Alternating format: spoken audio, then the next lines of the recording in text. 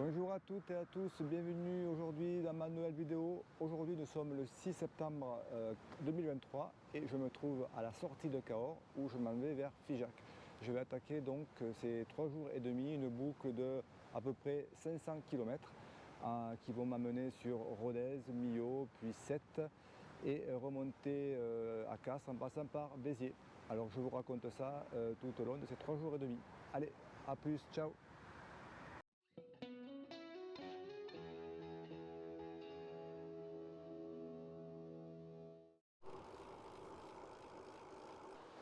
« 20e kilomètre, on arrive à Vers, commune de Saint-Géry.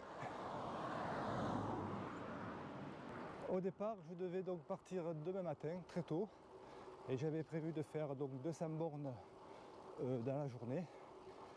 Et en réfléchissant et sachant que je pouvais avoir un pied-à-terre à Figeac, j'ai choisi de partir donc aujourd'hui, donc le 6 après-midi, donc faire les 82 premiers kilomètres plus tranquille. Ainsi, demain, je n'aurai que 126 ou 127 km à faire. Donc cela me laissera un peu plus de temps pour aller visiter Conques et puis Rodez. Alors ce parcours, comment je l'ai choisi? C'est tout bête. Dans l'avant-dernier numéro de 200, je suis tombé sur un article qui m'a vachement intéressé. C'était sur Pierre Soulages. Les deux journalistes de 200 sont partis donc en février, un mois de février, sur les points importants où a vécu Pierre Soulages. Alors je ne suis pas là pour vous faire un exposé sur Pierre Soulages, bien évidemment. Ça, si ça vous intéresse, c'est facile à trouver sur internet. Mais donc j'ai récupéré la trace donc, dans le journal de ça et j'ai décidé de la parcourir. Alors pourquoi 200 avait choisi cette trace? Parce qu'ils avaient pris 3 points importants où a vécu, où a travaillé Pierre Soulages. D'abord à Conques, il y a passé du temps à refaire les vitraux de l'église. À Rodez parce qu'il est né et parce qu'il y a un musée à son nom. Et enfin arrivé à Sète parce que c'est là qu'il a vécu. Donc là je rejoins Figeac et demain nous partirons sur ce parcours et je vous en dirai un petit peu plus. Donc moi j'ai rajouté un peu de distance puisque au lieu de partir de Figeac, je suis parti de Cahors et quand j'arriverai à Castres, il me restera encore une journée pour rentrer chez moi.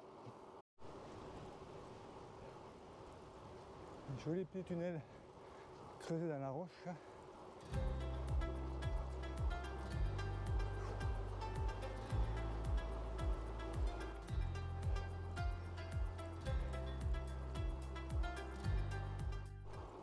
Lors de mon BRM 200 de Cahors en avril dernier, j'étais passé par ici dans l'autre sens.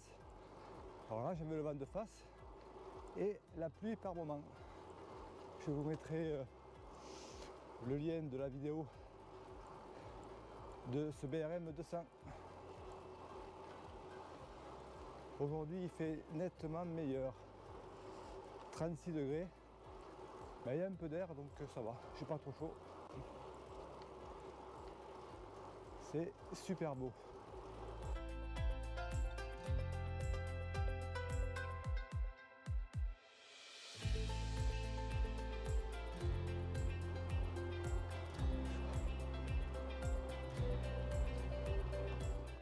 Dans la vallée du Célé. Voilà, on se dirige sur Figeac.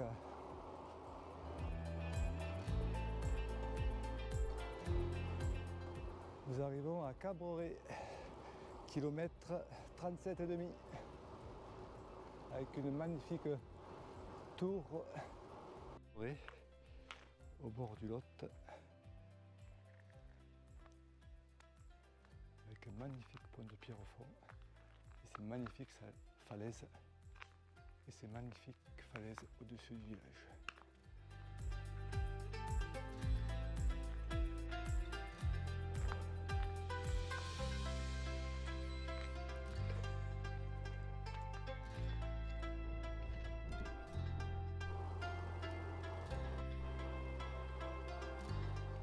51e kilomètre et c'est toujours aussi beau.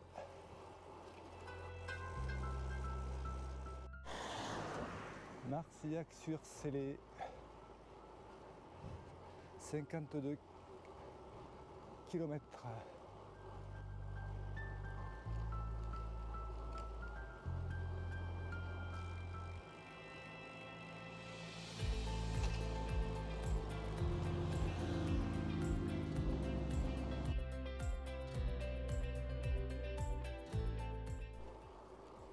« 64e kilomètre. Tout se passe super bien, même s'il fait chaud au bord du Lot, il fait super bon. Donc c'est un vrai plaisir.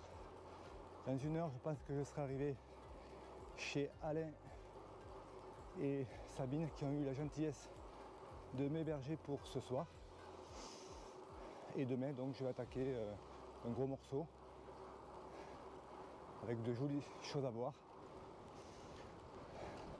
Avant d'arriver à Figeac, je devrais trouver Alain qui terminera avec moi à vélo jusqu'à chez lui. Boussac, 75e kilomètre. On approche de Figeac. Fin de l'étape du jour. Je viens de rejoindre Alain. Je rentre chez moi.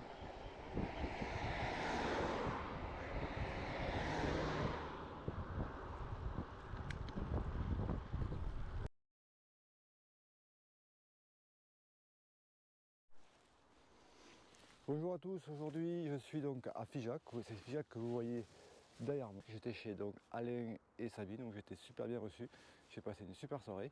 Je suis super en forme pour faire l'étape d'aujourd'hui. Donc là je pars sur Conques et ensuite je rejoindrai Rodez. Voilà, donc je vous amène avec moi toute la journée. Il va faire beau, encore sûrement un petit peu chaud, mais vaut mieux ça que la pluie. Allez, c'est parti.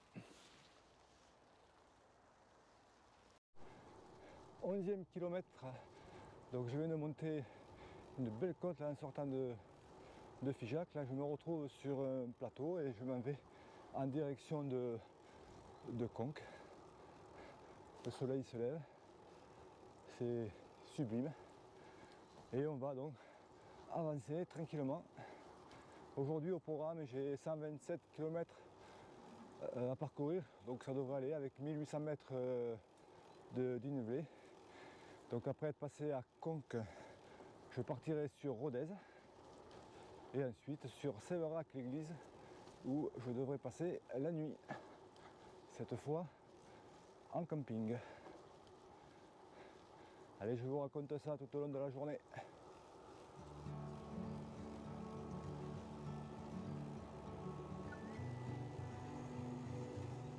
Autant là, hier c'était assez plat, aujourd'hui c'est un peu plus vallonné. Mais du coup c'est beaucoup moins monotone, on va dire. Donc là je suis sur une petite côte, pas très pentue mais sur 3 km.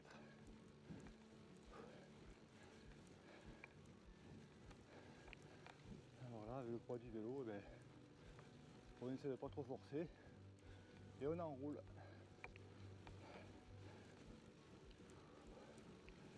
Voilà, encore dans une petite côte, on arrive à la fin, j'arrive à Montredon.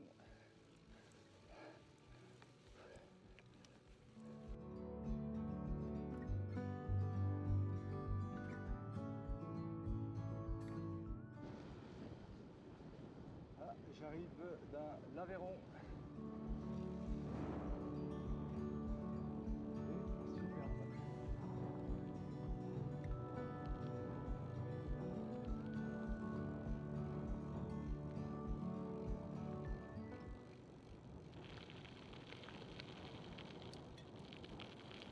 Voilà, j'ai du gravier, je refais un peu la route.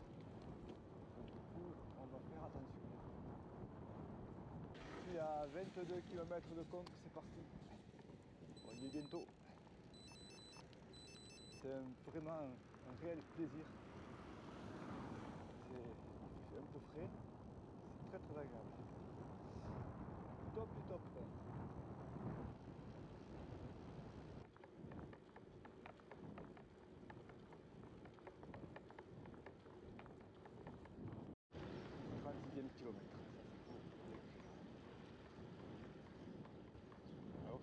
la vallée, je suis la rivière et je me dirige vers Conques. Je suis à peu près à 12 ou 13 km de Conques, où je ferai une halte, puisque vous le verrez, pour ceux qui ne connaissent pas, c'est magnifique.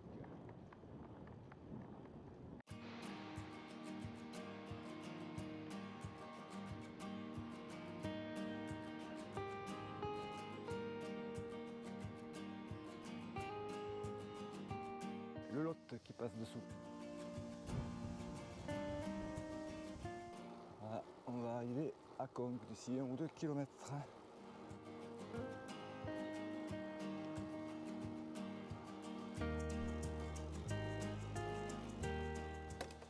Allez, je suis dans la montée de Conques. Il me reste 1 kilomètre à faire. Et je vous montre ça. Après une belle montée de 1 kilomètre, une vue extraordinaire sur Conques. Comme ça, début septembre, il n'y a pas grand monde. Parce que venez là en juillet-août, vous ne serez pas issu du voyage. Bonjour. On est venu, il y a mon frère en vélo il y a quelques années. Et je vous dis pas, il y avait un monde de fou. Et bien aujourd'hui, c'est que pour moi.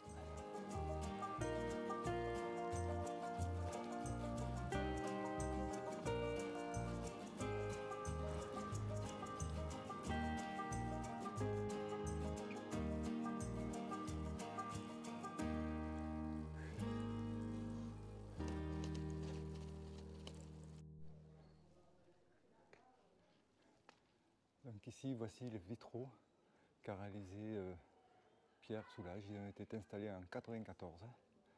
Il a mis 8 ans pour réfléchir à savoir ce qu'il allait faire. Et il a réalisé 700 essais avant d'en arriver là.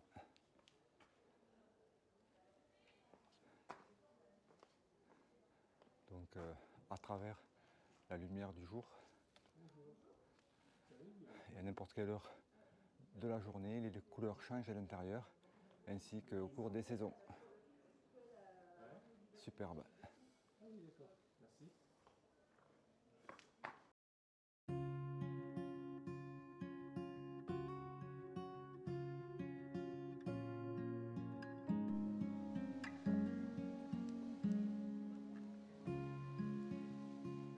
Allez, on quitte Conques et direction Rodez. Pour aller voir ce fameux musée de Pierre Soulages. Alors on va pas le visiter parce que j'aurai pas le temps. Ça on le refera une autre fois avec mon épouse. Mais là juste voir un peu le bâtiment de l'extérieur et puis de continuer ma route. Allez, c'est parti.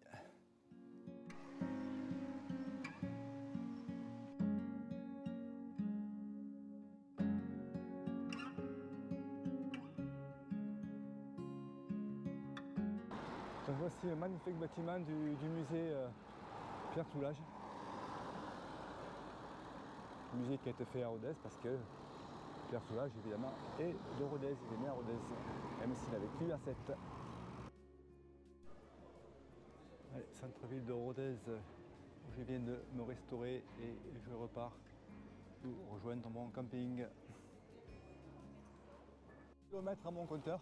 A priori ça a dû bugger parce que j'ai un peu plus avec Komoot. Mais bon, c'est pas grave. On redescend là. Je ne suis pas très loin du camping que j'avais choisi, mais vu ce que j'ai à faire demain, je me demande si je ne vais pas continuer encore un peu plus ce soir. Je vais voir ça. Si je trouve un endroit plus loin où pouvoir planter ma tente, je pense que je continuerai un petit peu. Ce que je ferai ce soir, je n'aurai pas à le faire demain. À boire.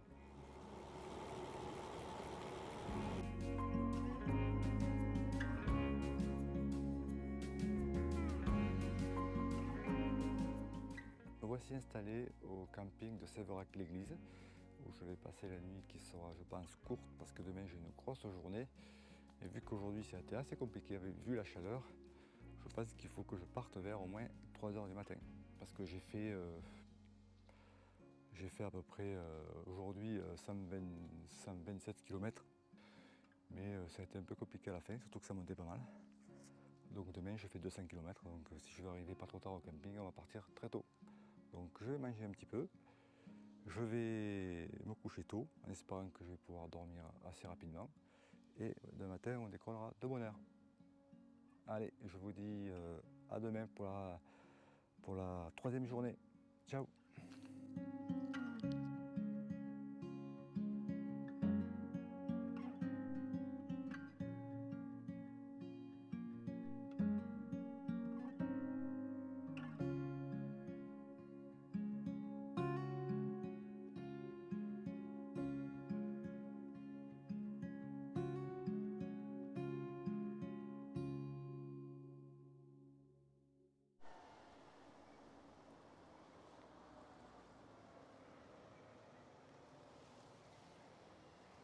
Lever de soleil à Millau.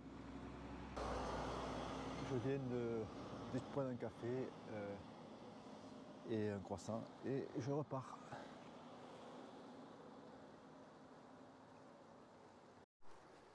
Village de la Mona.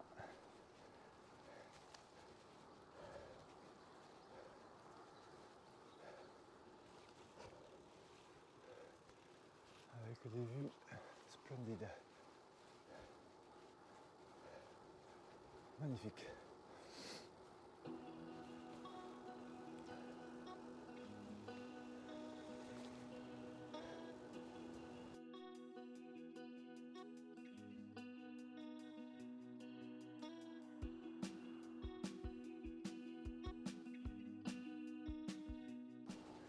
Bien content que le jour se soit levé.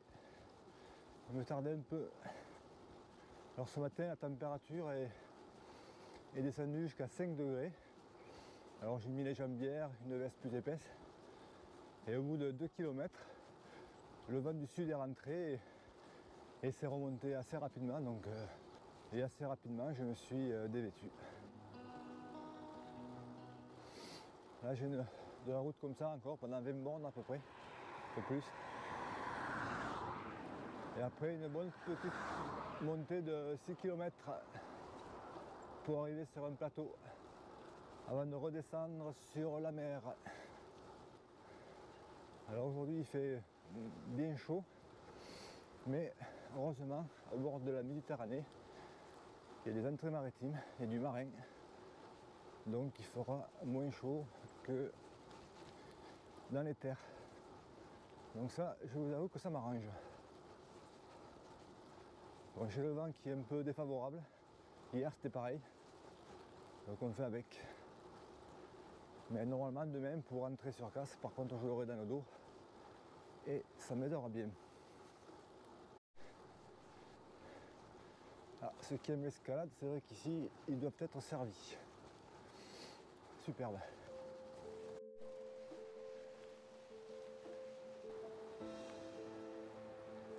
La Roque Sainte-Marguerite.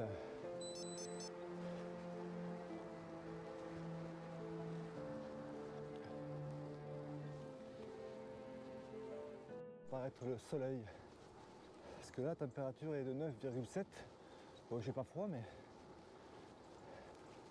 avec le soleil ça sera agréable, je pense. Au-dessus de la Dourbie.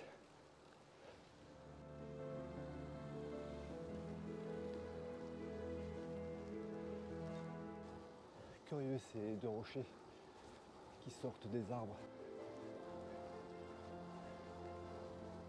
Au bout de 74 km, j'arrive sous le soleil. Eh c'est vachement agréable.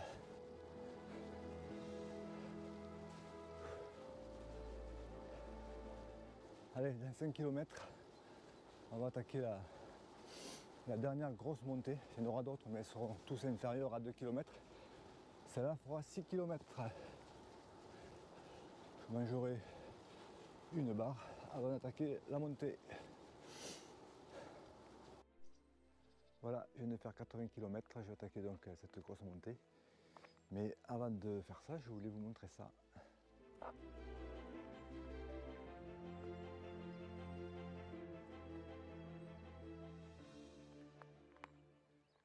va arriver au village de Nant, N-A-N-T, sans E. Alors je sors de Nantes, j'attends qu'à monter pour monter sur le plateau de Larzac et de la Dourbie.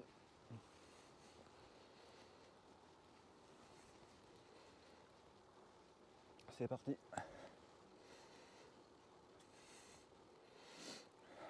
Voilà, il nous reste encore 3 km de montée. Là je suis dans une pente de 6%. Et bien on gère, on gère. Mais pour l'instant, ça se passe assez bien. J'étais un peu inquiet hier parce que la sortie était courte et j'étais pas bien. En fait, c'est parce qu'il faisait chaud, quoi. Alors je me suis dit, demain tu as 200 bornes à faire. Si c'était comme ça, t'es pas arrivé. Alors c'est pour ça que je suis parti très tôt ce matin. Et là j'ai fait 82-83 km. Et c'est à peine, c'est 10h moins 20, donc il fait encore bon. Donc ça va. Et en arrivant sur la mer, je crois qu'il fera pas très chaud. C'est marin, donc ça le fera. Ça y est, la montée est terminée. Et je me retrouve pour 20 km avant d'attaquer une grande descente sur le plateau du Larzac.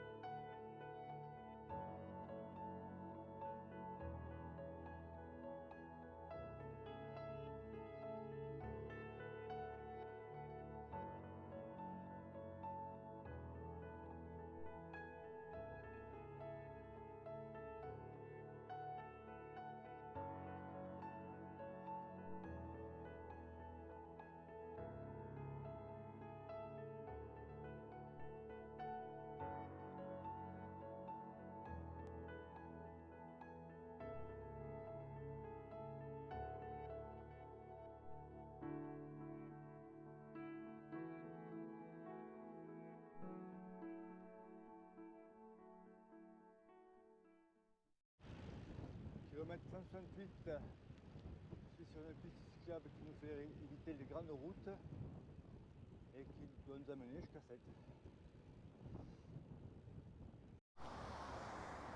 Et bien voilà, j'y suis presque. Je commence à voir la mer et ça fait du bien.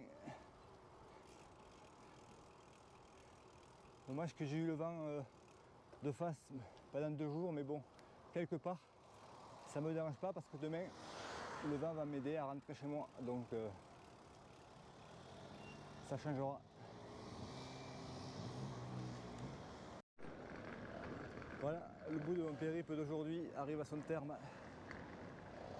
Pas sans mal, il a fait chaud, il y a eu du vent, mais le résultat est magnifique, c'est un vrai plaisir. Alors maintenant le but de la manœuvre, c'est de monter sur le mont Saint-Clair. Alors je vais pédaler pour 2 raisons. La première, c'est que 1, je connais, j'y suis déjà monté, et 2, j'en ai plein les bottes. Alors là, je vais faire un petit tour en ville, montrer quelques images, et je vais aller chercher mon camping et me poser pour me préparer pour demain matin. le port de cette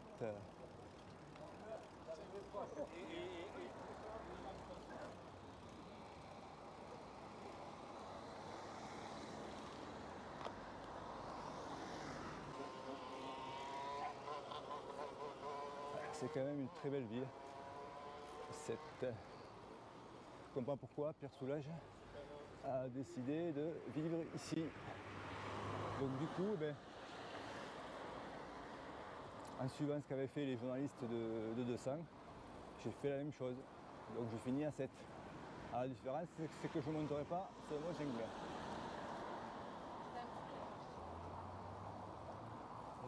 Voilà quelques belles images de 7 sous le soleil.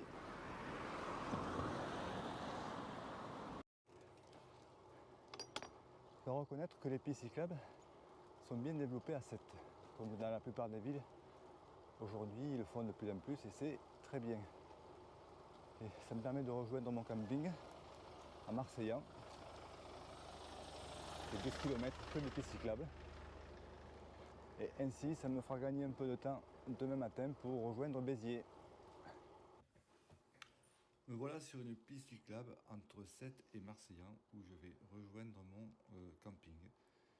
D'ailleurs, j'aurais beaucoup de mal à trouver une place dans ce camping parce que c'était blindé, beaucoup d'Allemands et vu le beau temps, tout était plein. J'ai pu trouver une place dans un camping qui s'appelle Les Méditerranées. Donc j'ai passé une bonne soirée, j'ai regardé un peu le match de rugby de l'équipe de France contre les Blacks et le lendemain matin, à 4h30, je me suis levé et je suis parti à 5h15 sur Béziers. Et on se retrouve donc demain matin. A plus.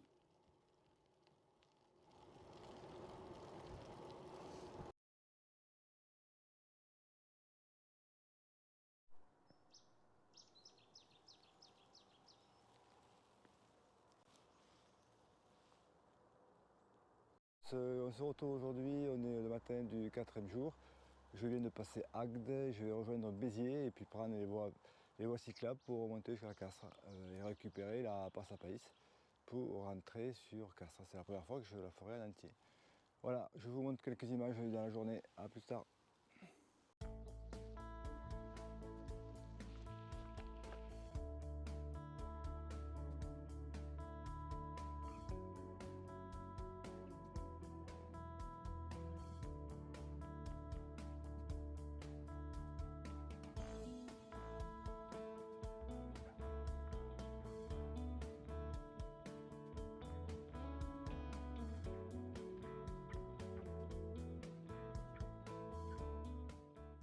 Voilà, Béziers est passé. Là, je vais retrouver une belle route. Je ne sais plus le numéro. Et on va remonter sur Bédarieux, Saint-Pons, récupérer la passe à Païs et rentrer. Le vent il tourne un petit peu là, je vais un peu sur le côté, mais un peu plus haut là quand je vais bifurquer sur la gauche et puis remonter sur Castres. Là il devrait être. Voilà, je suis sur la véloroute 84, je vais vers le panneau.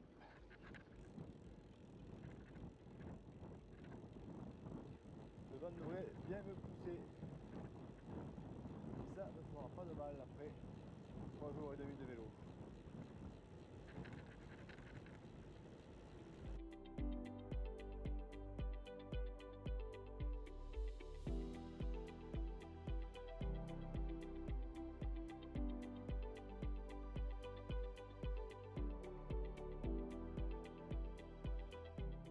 Tout doucement, la montagne noire se rapproche et ça monte par lit, par petite côte de 45% de moyenne sur 1 km ou 2. On se repose un petit peu et on remonte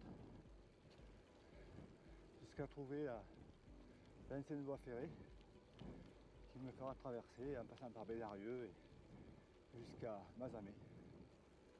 La montagne noire.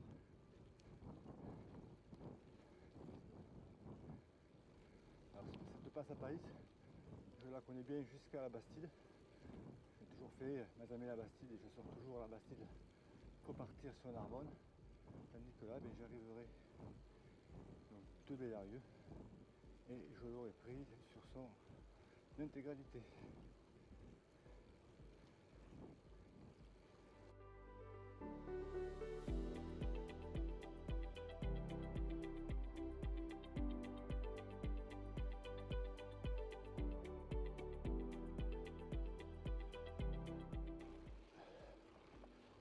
Un peu ombragé en plus, ça fait un peu d'air, ça fait du bien.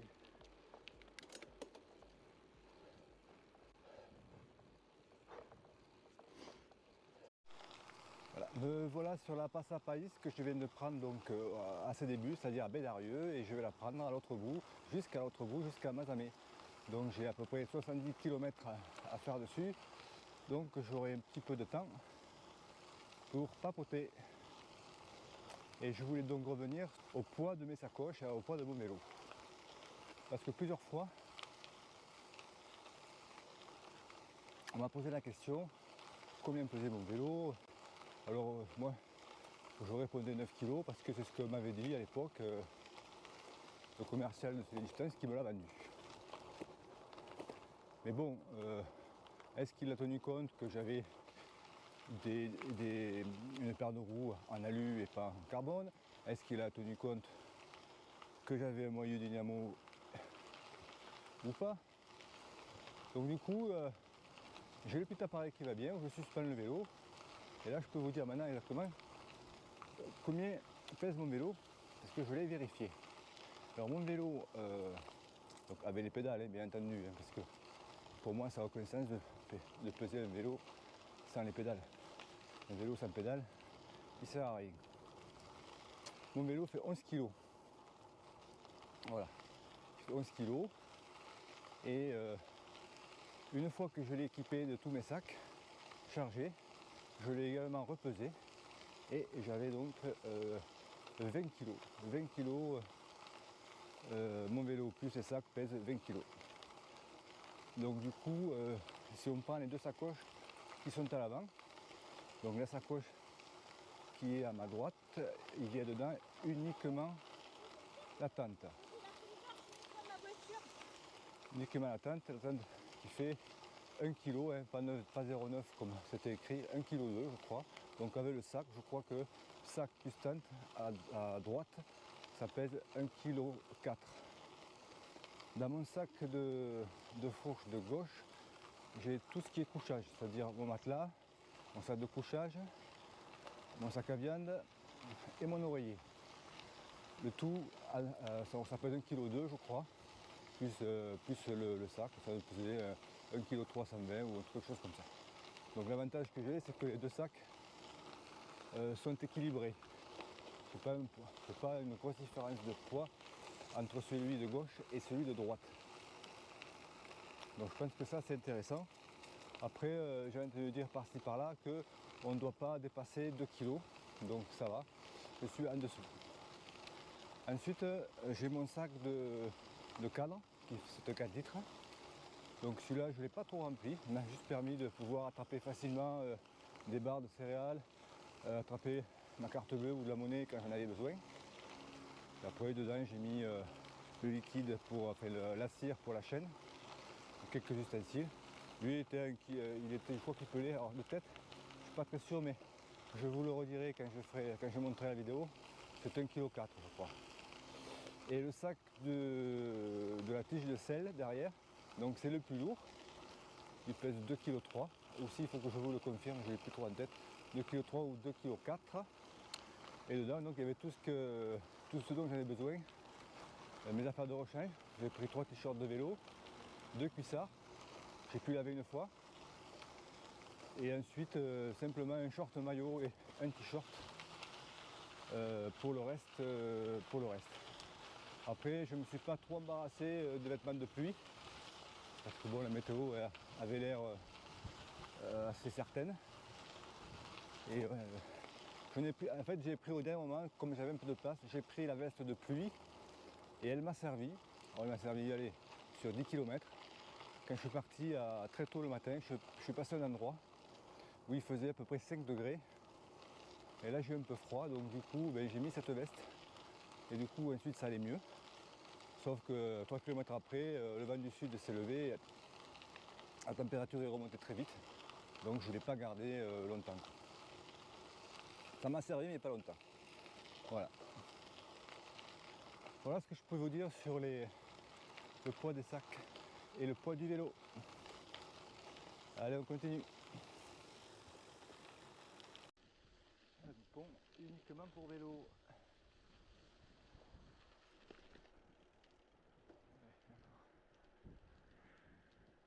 Regardez, c'est joli. On dirait qu'on est au large.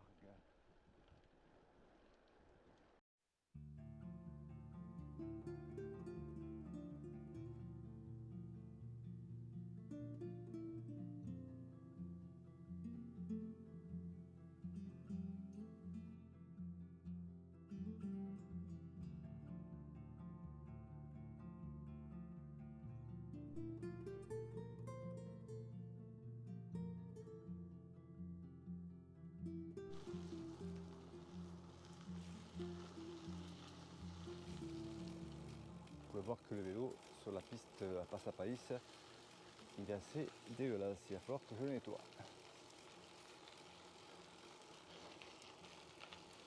Il y a un truc que je n'ai pas dit aussi, c'est le choix des pneus que j'ai fait pour ce périple. Comme il y avait beaucoup de routes, alors mais aujourd'hui il y avait beaucoup de pistes cyclables, de pistes vertes, mais j'aurais pu mettre mes pneus de route, les Continental 5000, mais bon, sachant que je devais passer sur cette voie verte à la fin, je suis tellement satisfait de ces pneus Schwabel que j'ai dit hop, tu les gardes. Et comme j'étais chargé de 8 kg de bagages sur moi, c'était pas bien grave la perte de rendement.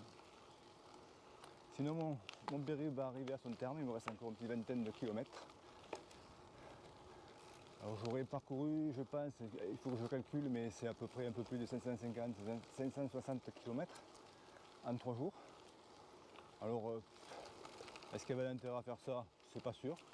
Juste voir si je pouvais le faire. Après c'est quelque chose que j'avais envie de tester, ça m'a fait plaisir. J'ai pas toujours été en forme. Ça a été des fois compliqué, surtout au niveau du mental. Mais en gros ça s'est bien passé. J'ai pas eu de pépin mécanique. Alors ça peut-être je parle un peu trop vite parce que je suis pas encore arrivé. Mais bon, on verra bien.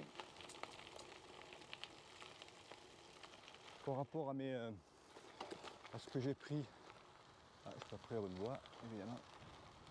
Par rapport à ce que j'ai pris avec moi, ben, j'ai pratiquement tout utilisé.